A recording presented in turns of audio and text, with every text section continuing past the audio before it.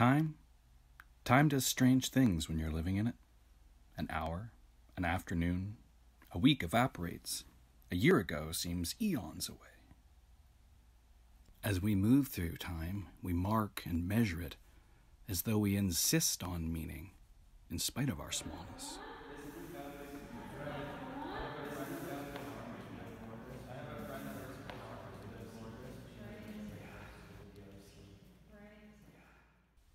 Our planet travels around the sun at a concentric snail's pace. It's locked in a gravitational spiral that will last over 7 billion years. The Earth tumbles through space at a mere 127,208 kilometers per hour.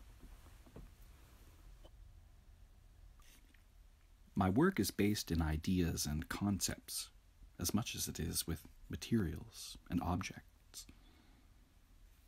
The late artist Sol LeWitt famously announced that the idea is the machine that makes the art. He was well aware that art usually begins with an idea, and that when looking for something extraordinary, it's often best to begin with something ordinary. Did you know that our sun contains nearly 23 trillion tons of pure gold? We live next door to a mineral-rich star.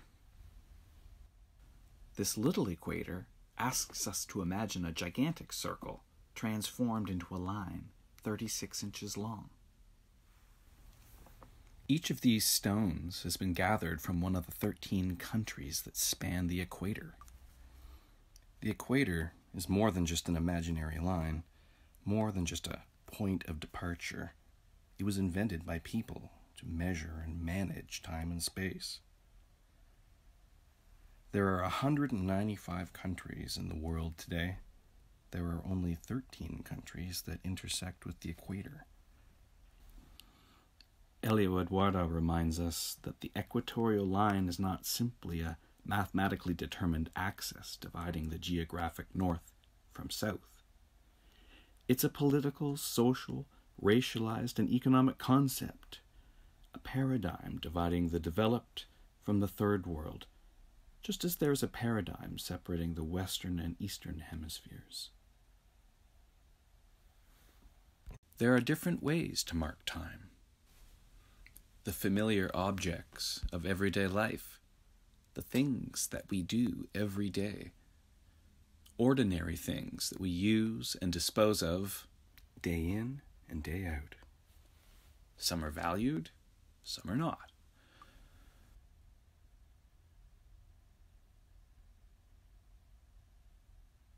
On my evening walks, I frequently come across books that people have left on the curb as free offerings to passers-by. Layer by layer, I bore into these found books in order to extract these cylindrical core samples. Century is a collection of core samples spanning 100 years, from 1909 to 2009. Night After Night asks us to consider time through a physical volume, a folded score that captures a lunar month. The moon is our planet's closest companion.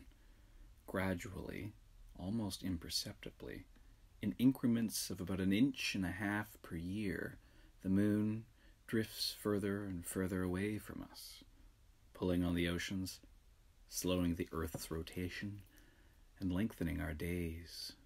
You can mark time by following the phases of the moon, but you can actually measure time, open up the distant past, if you know which moon rocks to look for.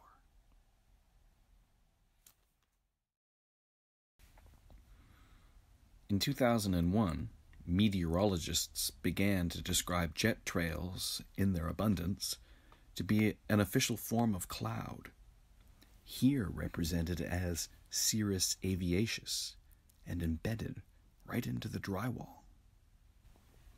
Epoch is more than a response to the notion of the Anthropocene. It's more like a contemplation of deep time and the delicate irony that clouds, in all of their fleeting impermanence, may prove to be the single greatest agent of change there is.